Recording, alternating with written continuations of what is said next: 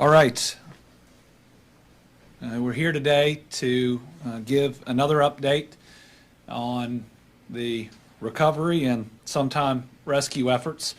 They're continuing in the wake of the strongest set of tornadoes that we have ever seen in Kentucky, and what we believe will probably be one of the most devastating tornado events in U.S. history. If there's good news, it's that our death count has not gone up since yesterday, and that is good news.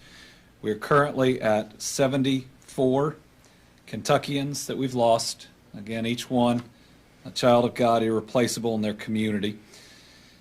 21 in Graves County, 8 from that candle factory, 13 from other locations, 17 in Hopkins County, 15 in Warren, 11 in Muhlenberg, 4 in Caldwell, 2 in Marshall. There's been a question about 73 versus 74. The emergency management director there reports 2 in Marshall, and 1 in Franklin, Fulton, Lyon, and Taylor counties. 8 are unidentified or their name has not yet been released. The age range has gotten even harder. It ranges now from 2 months to 98 years of the Kentuckians that we have lost, some not even getting an opportunity to experience this life.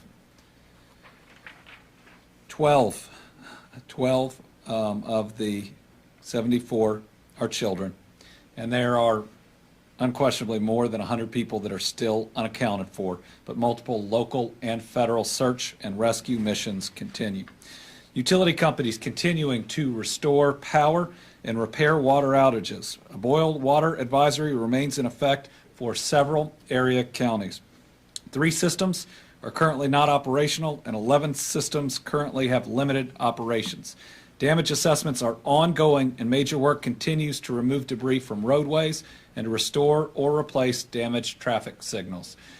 But I tell you what, it feels pretty good to not just be pushing this stuff out of the way, but to be loading it up and taking it out of town. There's something therapeutic about taking that chaos and destruction and death and getting it out of some of those areas. Blood donations are still needed. In response to requests from community for blood donation information, the Red Cross has provided more than 40 blood products to hospitals in Kentucky. Red Cross remains in touch with hospital partners, but look up where you can go to donate blood. I think at the end of this week, we're going to be holding a blood drive here in the Capitol. I think we're going to try to do it with the legislative branch, who is planning one as well. We're all in this together, so we'll join theirs. They can join ours. Doesn't matter. But if you're looking for something to do today, because they probably can't take any more volunteers on the ground, go give blood. I'm going to personally give blood at that blood drive. I think it is this Friday. All right, so as of yesterday evening, the volunteer cadaver dogs have not indicated anything additional in the debris at the candle factory. The owners believe that they have located everyone. We hope that is true. The level of debris could be impacting the canines, but we certainly hope that our miracle, our prayers were answered, and that it's just 8 that are ultimately lost there. If you saw it in person, you believe that's a miracle. The level of absolute destruction in one place is hard to describe when I'm watching a backhoe try to pull a pickup truck off what was the roof that is now halfway down on top of 15 feet of metal and barrels and the rest. But we want to make sure that we see and talk to every single one of those employees. So the Kentucky State Police continues to request that all Mayfield Consumer Products Candle Factory employees go to His House Ministries Church at 1250 KY 303 in Mayfield. We want to continue to verify the information And I believe that the company's HR is trying to provide help, and they'll do that at the same time. The number, if you don't have transportation, is 1-888-880-8620. That is only for those employees. We want to check on each and every one of them. So as we are finding folks, we want to make sure that we can house them, and we've opened up our state parks with so many families coming in. As of last night, we provided 152 rooms for displaced residents and 67 additional rooms for first responders. Families who are in need of emergency housing can go to their local emergency management office or work with Parks directly, and they will reach out to emergency management. Nobody turned away. Everybody helped. If you don't have a house anymore, you are welcome in your state parks. We will take care of you. So if you reside in Lyon, Fulton, Grays, Muhlenberg, Marshall, Hopkins, Caldwell, and have been displaced, again, we've got a spot for you. The following are our openings as of 10:15 a.m. 30 rooms in Kentucky Dam Village. Right now, we've got 32 rooms in addition to that occupied by displaced residents, 63 by first responders. Kinlake, we are today moving a whole shelter of residents. I think it's occurring right now from a church that is taking good care of them to be able to give them their own rooms out at Kinlake. So we're going to be completely full there, but in a good way. That means people are warm. They'll have a bathroom. So 71 rooms occupied by displaced residents, and we have purchased 3 washers and 3 dryers to be used by families that will be available tomorrow. Lake Barkley, we got the power back up. So we had a fire at Lake Barkley before all of this. Because of that, power had gotten cut off.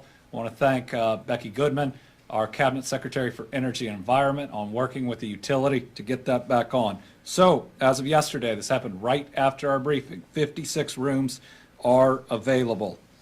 Barren River, 6 rooms are occupied by folks who had needed them. 30 rooms are available and cottages are available. John James Audubon State Park, 2 cottages available.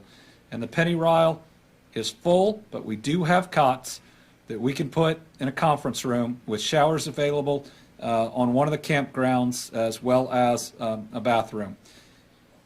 This is pretty neat. Pennyrile does not need additional volunteers because so many people answered the call.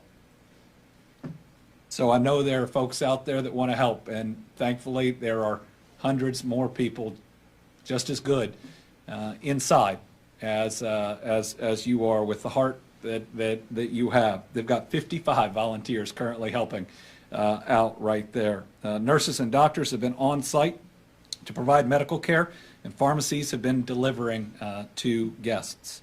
Rough River Dam State Resort Park, 40 rooms and 30 cottages available. Yesterday, 16 volunteers were placed at Kinlake, Kentucky Dam, and Pennyrile, and the outpouring of support has been incredible. If you want to volunteer at parks other than Pennyrile, which has a ton, again, you can email andy.kasitz@ky.gov. We do need volunteers to have their own place to stay, though. If we bring in a volunteer and that fills up a room, then we don't have a room for others. So some parks do have camping space for self-contained camping, so that could be one way to do it. Yesterday, my wife, the First Lady, announced a toy drive, and you could see how hard this has been on her, being a mom just like I'm, a dad of 2 kids, and knowing what a difficult Christmas this is going to be for them. Let's shower these kids in gifts. I mean, if the outpouring of support we have seen thus far applies to this, those parents are going to have a hard time next year after kids see what's coming in this year. Ages in need, infants to teens, eligible items, just about anything but clothing.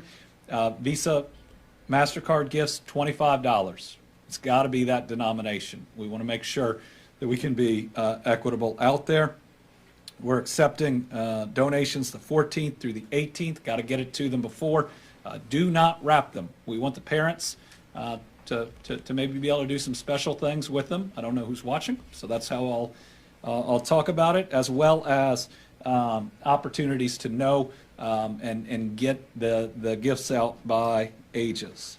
Update from the Transportation Cabinet, who has been phenomenal. Transportation Cabinet plus the Division of Forestry are working their tails off. Their people are incredibly motivated. I've gotten only positive responses from our locals. And I've been in touch with Graves County Judge this morning, last night. We're staying in pretty constant contact. Muhlenberg yesterday. I'm going to be traveling to Muhlenberg when we are done here today, along with my uncle who lost family members there. Also been talking to judge in Dawson Springs, judge in Hopkins County, helping in Dawson Springs. So there is continuous communication going on, both directly with me and through our cabinets like transportation. So KYTC, the Division of Driver's Licensing, plans to set up temporary stations to give replacement license. If you lost everything, you lost your driver's license. They're going to be doing state IDs in Mayfield and Dawson Springs. When we have a location for those, we will put that out, but that's coming. You can get your driver's license replaced. Graves County Clerk's equipment for vehicle titling and registration has been recovered, and we are testing it. It'll be reinstalled by our Transportation Cabinet's IT staff and the Commonwealth Office of Technology, again, once we have a temporary location. As a stopgag, if you are a Graves County resident and you need auto titling and registration, you can go to a neighboring county clerk's office temporarily, and they are going to help you out until we can get full service restored. You know, we talked about some of these yesterday, DCBS and the rest. I mean, every government function that came from a building in Graves County is wiped out. So we are working every single day to replace those.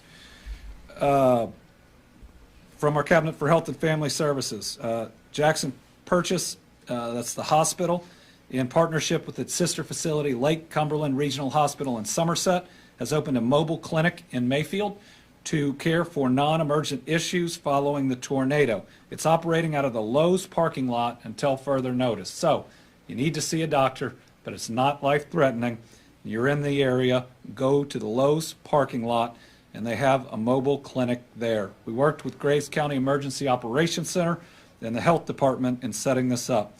It is for local residents, first responders, and anybody else who needs medical attention. It's going to be staffed by a nurse practitioner, a registered nurse, and a licensed practical nurse, and it's available to provide first aid, sick visits, medication refills, testing for flu, strep, and COVID-19, and it's stocked with first aid supplies and over-the-counter medication.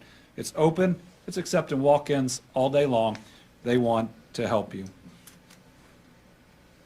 The support for the Team Kentucky Fund, the Team Western Kentucky Tornado Relief Fund, has been nothing short of extraordinary. And we're going to be real careful that this fund, a large portion, is available in the needs, for the needs of Kentuckians that are going to continue long after most of the outside help is gone. Now, what we see looking back on the management, especially of the spending, after all major disasters, is a whole lot gets poured in right away, and then there's not any money left for really expensive things that occur 6 months, 8 months, 9 months in. And so we're going to be looking at what every other fund out there is doing and making sure that we meet the long-term needs of these residents. Was just talking to a group of farmers, the group that they sell to, totally wiped out. So what are they going to do for income? Not just, again, to get through next week, but to get through the next 3 or 4 months. So to date, 66,829 donations for more than $9.89 million. Every bit is going to go to help these families. The state is going to take no administrative fee at all. We're next going to turn it over to Lieutenant Governor who personally traveled to both Muhlenberg County, where I'm going today, as well as Taylor County, and then we'll get an update from Director Dossett. Lieutenant Governor?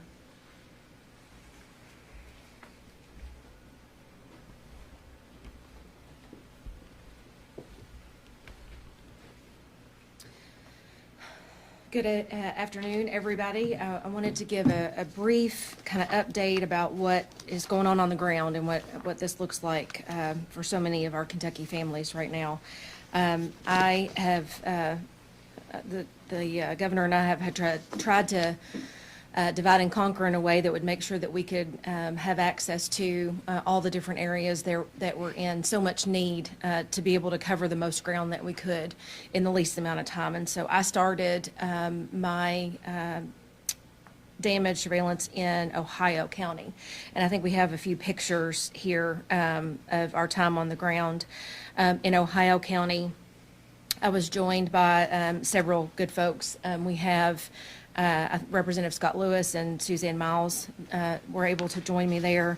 I was able to have a great conversation with emergency management and Judge Johnson in Ohio County. They took me through some of the most damaged areas. There's Judge Johnson right there, and showed me what they needed and what kind of damage they were looking at. I think next up is the first responders and some of the folks who joined us on that tour through the county to see some of the most damaged areas. And I have to tell you, the level of tree removal and debris removal from the roads that had already happened. I don't even really know how it was physically possible, but they said that they had people coming in shifts. So the work never stopped and folks were able to rest in the process, but the amount of debris that had been cleared from the roads that made it possible for our first responders and emergency management to get to where they needed to was certainly remarkable.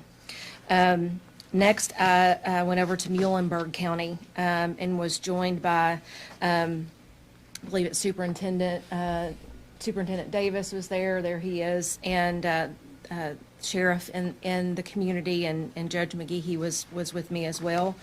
They took me all through the damaged areas to see exactly what was going on firsthand on the ground. And in Bremen, in the city of Bremen, they shared with me that there are about 300 people who live in the city limits, and we're talking about a county that suffered the loss of 11 people. And so these are people that they know, they are related to, they go to church and school with. I doubt that there were many people who didn't know or were related to someone who suffered a loss. Next up, this is one of the pictures don't do it justice. But what I want you all to understand, go back one to the school. This is me at the Bremen Elementary School with some of our folks, and what's so remarkable to me about that, we're hearing stories about support coming in from all across Kentucky, all across the country, and it's amazing. That was the next day. So all of those supplies, coat, shoes, that's half of the gym, by the way, so you can't even see the other half in this image. That's stuff that people from that community that didn't suffer such significant loss immediately came together to bring to folks who they knew had lost everything and lost so many things, and they were in such need, and that is directly from that community. So it's pretty amazing, Also, I went to Taylor County, and obviously Taylor County is not far west Kentucky, and so when you think about how far in this storm came and the damage that it did, we're there with emergency management, the magistrate, and the judge there in Taylor County. They took me through to see some of the damage. 70 homes in Taylor County, as far in as Campbellsville in the state, were destroyed. And we're talking really rural areas. So this is the work that was going on in the community almost immediately. And you can see the installation of power lines. You see the fence lines here that are really in some rubble. And I tell you, there's a story from Taylor County that just, it moved me. And Governor, when you talk about the ag component of this, especially in West Kentucky, it is the damage is immediate, but the rebuilding is going to be long term. There's a gentleman in Taylor County right on that road And I met his wife. I couldn't meet him because he had that morning to take 40 head of cattle, all of the cattle that he had, to the Springfield stockyards to sell them because all of his fence lines were gone. The roof had been pulled off of his barn, all of his grain had been exposed, the feed had been exposed, and so he had nothing to feed the cattle with and couldn't even be certain that he could keep them enclosed. And so he literally loaded up all 40 and took them to Springfield to sell them. His wife is telling me the story on the side of the road where she's doing all of the work. It's freezing outside. She's sweating and crying. And the trauma was so raw in that moment that it was hard to imagine. She told me that as soon as the storm passed, her husband, who was the one that was off selling cattle, went next door, and their neighbors were in their basement. The house had collapsed in on top of them. And this gentleman literally pulled people out from under the rubble and saved their lives. Went down to the next neighbor's house, and for you from rural Kentucky, you know neighbors are not close. We've got space between us, and he went down to the next house and yelled for his neighbors. Same thing had happened. The house had caved in on them. Their houses are destroyed, and he heard his neighbor say, "We're down here, please don't leave us." And he didn't, and he was able to clear enough rubble on his own and pull these folks out and save their lives. And as his wife is telling me this story, she's talking so fast, and it's just all so new, and she's still, you can tell, in so much shock. And she mentioned a bus, and I said, what are you talking about, a bus? And she pointed up to the house, and she said, well, now the school bus is behind the house. My husband is a bus driver for the school system. And it was in that moment that you realize that it's our everyday heroes that are stepping up, that they do God's work every day. But man, they are the angels that show up when we need them, Governor. And everybody from our local officials to neighbors, they don't need a title, they're helping their neighbors. Our local officials are right in the middle of it, helping people. The governor's leadership has been swift and compassionate, and the president's as well. And I'm just grateful that this is what you want to see from your neighbors, from your elected officials, when people that you know and love are hurting. And so as devastating as this damage is, and all of the images that we see coming out of this, man, the stories of neighbors helping neighbors, and of people across Kentucky coming together to support each other, it's remarkable. It is absolutely remarkable. And I want to thank the First Lady for the toy drive. You all know we're all parents first, and think about my little girl and her Christmas, and want to make sure that all of those little kids in Western Kentucky who have been through a traumatic experience have a ray of hope. And so thank you and the First Lady for putting that together. But look for the helpers as we dig through this damage and recover and rebuild. We've got folks all around us who are doing God's work, and they are compassionate, and we're very lucky. So thank you, Governor. All right, so next up we have Director Dossett. I haven't mentioned that it wasn't a week ago that I had him here as our Team Kentucky All-Star, retiring after decades, sorry to do that to you, of service, instrumental in responding to COVID, to floods, to record ice storms, and that was just the last 2 years. Today, Director Dossett notified me that he's agreed to stay on long enough to get us on the right path. Now listen, this man has done his duty for Kentucky, and we would have fully understood if he'd kept his original retirement date. But he is sticking with us, and we're grateful. Director Dossett.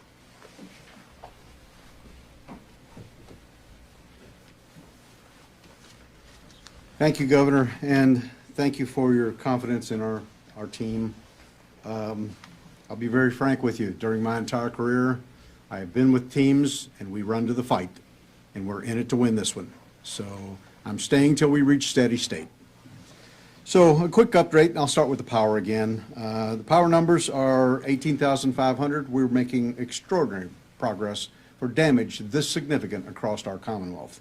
Now, that does not include Mayfield's electric. That is just, it doesn't exist. So that will take weeks and months to rebuild.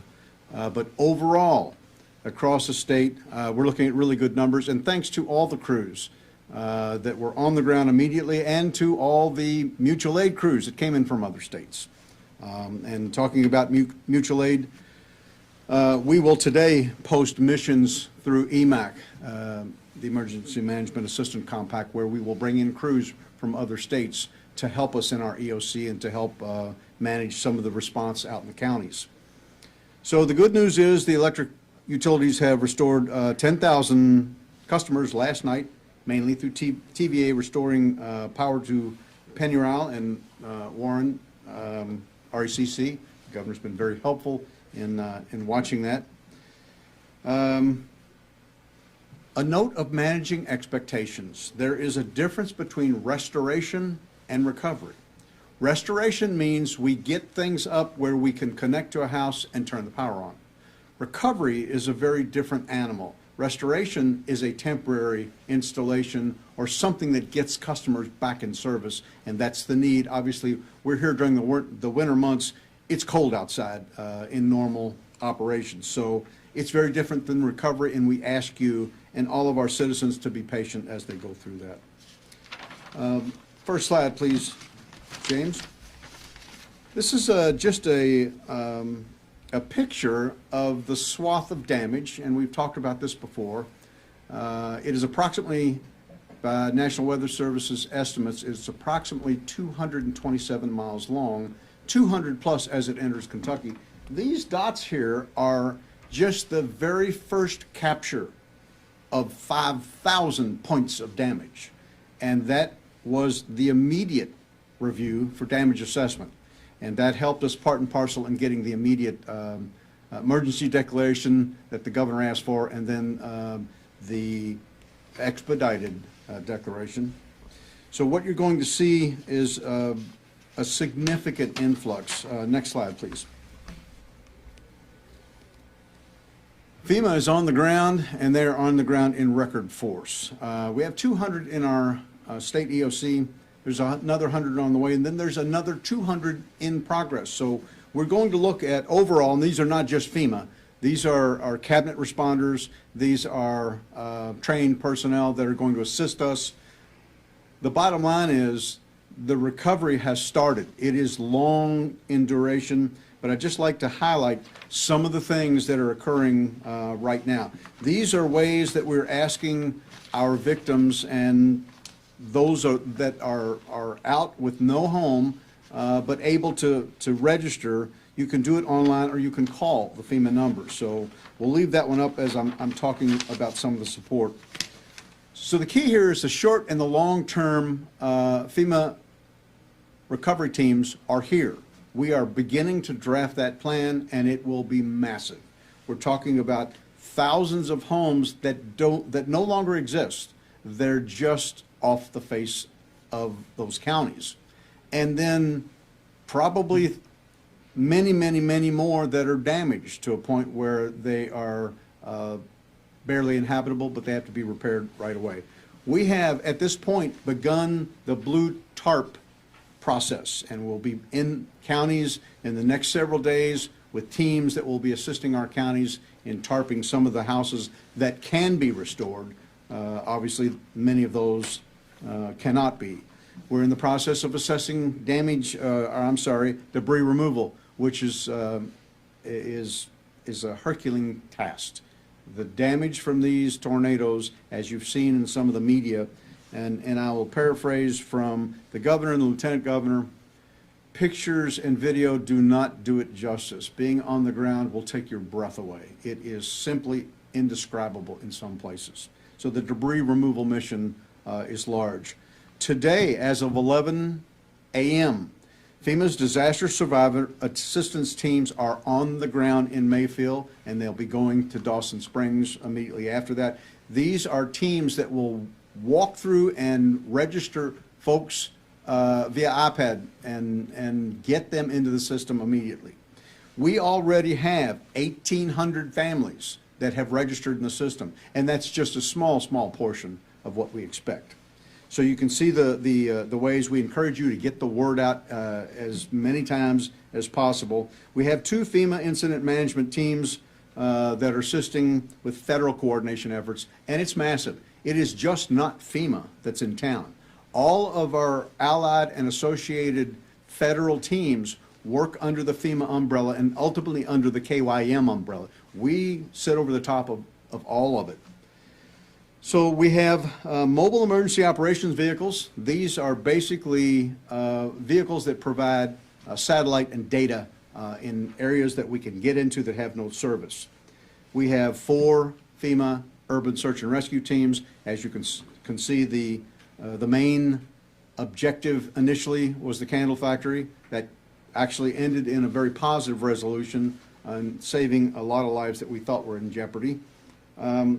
We've also asked FEMA, and they are on the ground with these commodities. They're supplying us with meals, cots, generators, toddler kits, pandemic shelter kits, and everything needed for an interim beginning to get back. So again, we're urging all of those impacted to register, and we will update you periodically. Thank you, Governor. We continue to work to try to get an estimate of damage. That process is ongoing. Deals with both taking maps of how the tornado moved and overlaying it with PVA and other information. So again, we don't have any figure at this point, but it is enormous. 568 National Guardsmen now supporting our efforts. It includes 79 that are doing search and extraction and fatality search and retrieval. 52 clearing routes in support of the Department of Forestry. I think that's going to grow a little today. 74 military, police, and air security forces on law enforcement augmentation. That's working with sheriffs and others. You want to boost up your law enforcement in towns that don't have any power, where you could have otherwise have looters. We're not going to let that happen. 111 service members on traffic control points, which has been really important, whether that's down lines or otherwise unsafe areas. And with that, I just say, everybody take care of yourselves. I know I've been pretty raw. I finally got sleep, real sleep for the first time last night. It does a lot of good. I'm going to carve out just a little bit of time later this afternoon after being in Muhlenberg County to spend with my kids. Haven't been able to do that in 3 days. Just spend a couple hours actually trying to be present for them. Especially if you've been in these areas or if you've been assisting, take the time you need to try to help yourself too. There's a lot of trauma that goes along with it, and we're going to need a lot from people over the coming weeks and months. Remember, for us in Kentucky, we're going to be working to rebuild long after the rest of the country has moved in a different direction. So let's stay strong. All right, moving on to questions. Carolina, you want to start us? Yeah, Governor, there are reports coming out of some of the employees at the candle factory, whatnot, saying that they wanted to leave, they were threatened with being fired if they did leave. Is this something that you guys are going to be looking at, and is it potentially time for Kentucky companies to revisit some tornado protocols? Well, certainly, after seeing a tornado like this, I think we all ought to look back at protocols. Anytime you lose 74 people statewide, let's see what we can do better. And I hope there are things that we can do better, but I think this will end up being an F5 tornado that, if you're in the path of it, I'm just not sure how much you can do when you see the destruction it is wrought. I haven't seen any direct accounts from the candle factory itself. That's something that obviously people are going to look at, I hope. that they did everything right. If they didn't, then that information will come out. So, Piper. Thanks, Governor. I'm just going to follow up. So if there are more reports that sort of reveal more information, is that something that Kentucky OSHA will look into? I understand that the state. Oh, yes. has to. Yeah, if there are concerning reports, either out of the candle factory or elsewhere, absolutely, the state through the appropriate agency will look through it. From a timing standpoint, obviously, it's not done the day after or a couple days after, but yes, I mean, everybody is expected to live up to certain standards of both the law of safety and of being decent human beings, and I hope everybody lived up to those standards. Jack Bramer from the Herald Leader.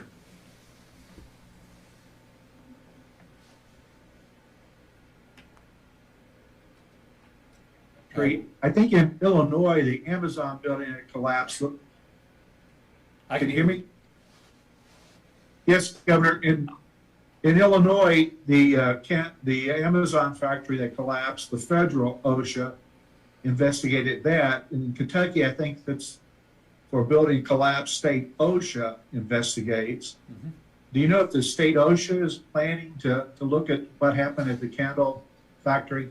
So state OSHA looks at all fatalities that occur in a workplace. So there will be a level of review that will take months. I saw that report earlier. So we do that as a matter of course. And so, yes, you can expect a state agency to be taking a look. Now, we do this in all of them. So it shouldn't suggest that there was any wrongdoing, but what it should give people confidence in is that we'll get to the bottom of what happened. And once the investigation is complete, to be transparent about it. Tom Latek from Kentucky Today. Good afternoon, Governor. Two quickies. First of all, any news on your expanded request for the major disaster declaration? And secondly, is there any fear down the road of possible illnesses for those at the candle factory employees and rescuers? Well, we have health concerns, yes, and we'll have to deal with those as they arise. I know that the rescuers on site were seeking, and I mean, First Light, I was there with them, working with them to try to get a list of all the chemicals and everything that was in or around that facility. But yes, we're going to worry about everybody's health going forward. Do we have an update? Just a slight one. Okay.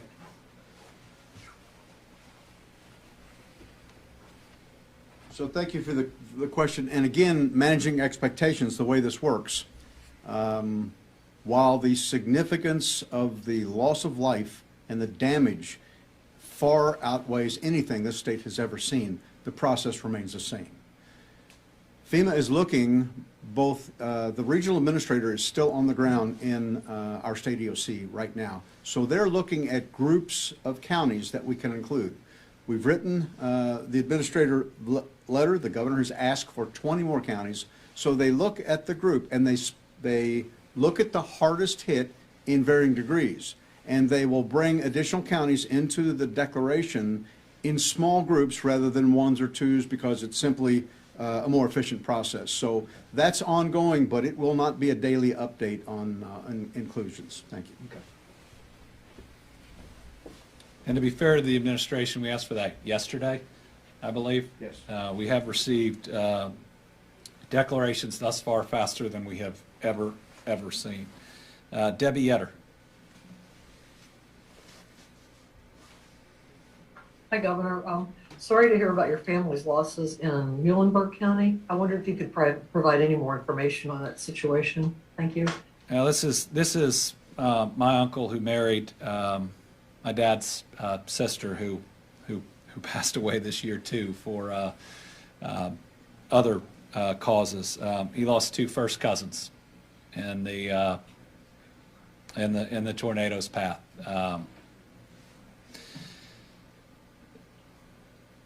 It doesn't seem right how life can hit some people in certain years.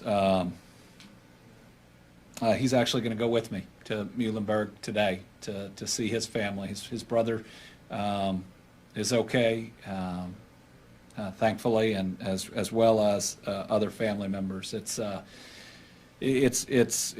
hard, especially in that town. So many different people related. So we're going to be there today. Justin Mason.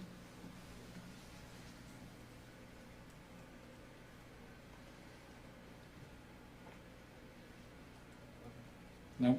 Okay. Bria Jones.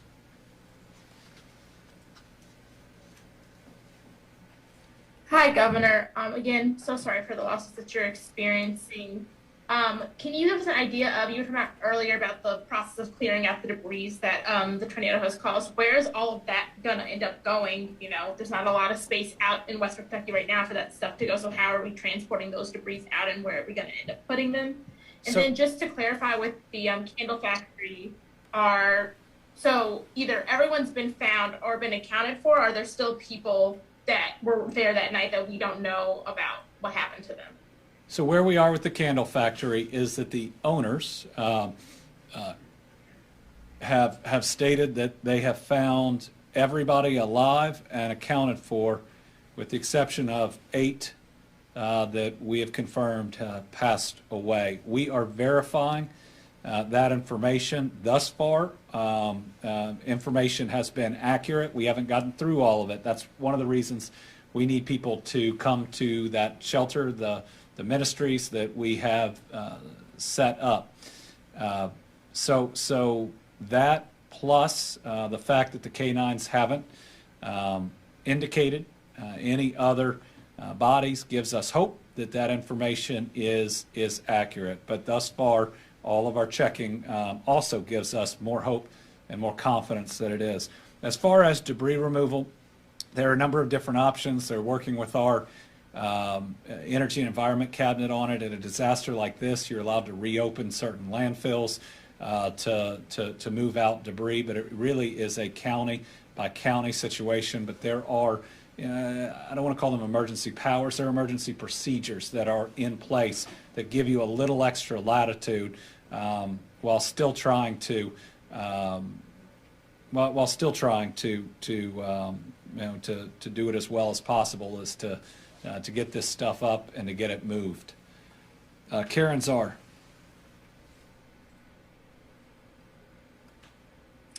Good afternoon, Governor. Hello, Virginia. As well, condolences to your family and really everyone in Western Kentucky.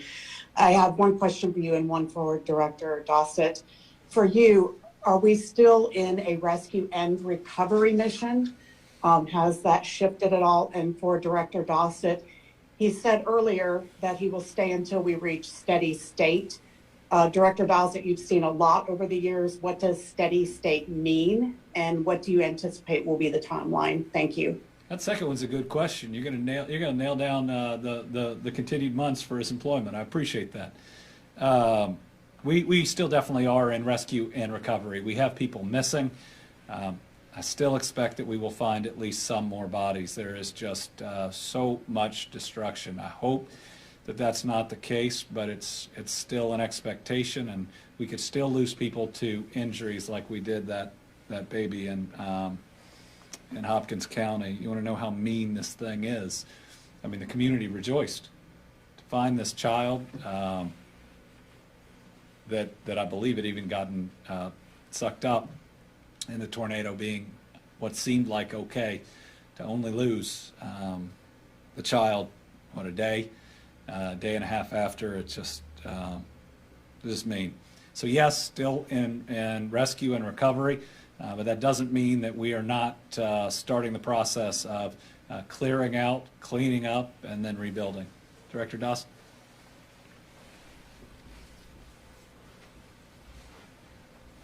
Again, thank you for the question. Steady state doesn't have a date, so I'm going to leave you with that. What steady state does mean is that all of our operational systems and our programs are up and functioning. They're not on autopilot. They will need very clear guidance, not for months, but into the year plus range, just to do the initial work. So steady state can mean 30 days to whenever. So I will tell you that I will remain here until I am comfortable to brief the governor that we're in good standing, that all of our programs are vibrant, they're staffed well, our FEMA partners and our federal partners are all here to stay. So thank you for that. And I have to, just a brief personal comment. My wife was the first one that knew and told me I was not leaving. We all came to that conclusion very quickly, and the governor and I spoke early on in the aftermath, right at midnight before he signed the declaration. He signed the emergency state of emergency order before the clock turned midnight. So I am here. I'm here for my team. I am here for this team, Kentucky, and most of all, I'm here to help, and it's a massive team effort, help make us whole again. So thank you. All right, and finally, Hannah Saad with the Paducah Sun. Governor, two quick questions. Is the number of missing and unaccounted for Kentuckians, can you give us an update about that number? And also, what are people in Mayfield, what are they being provided in terms of water and resources to electricity? So the missing is certainly still over 100. And we gave a number yesterday. It's nowhere close to accurate. I mean, it had, what, 5 people unaccounted for in Graves County, and we know it's a lot more than that. So again, work with KSP. If you are missing somebody, it's that same location. We potentially need a DNA sample. And remember, we still have some Kentuckians that we've lost that we have not been able to identify, and other identification information. Folks in Mayfield, I mean, we have food, we have water at almost unprecedented levels that are there for them. In fact, the World Central Kitchen arrived to Western Kentucky on Saturday and started providing meals that day. Today they're opening 6 sites with food trucks. This will help people that are going through what's left of their homes. They include Hurricanes, which is splitting time between First Baptist Church in Dawson and Landmark in Dawson, and another church. We have a lot of churches in Dawson.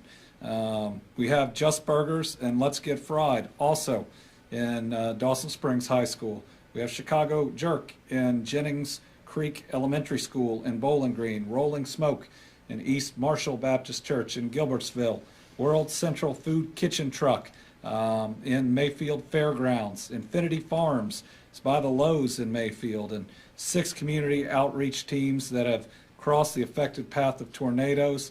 10 of their employees are here working with volunteers.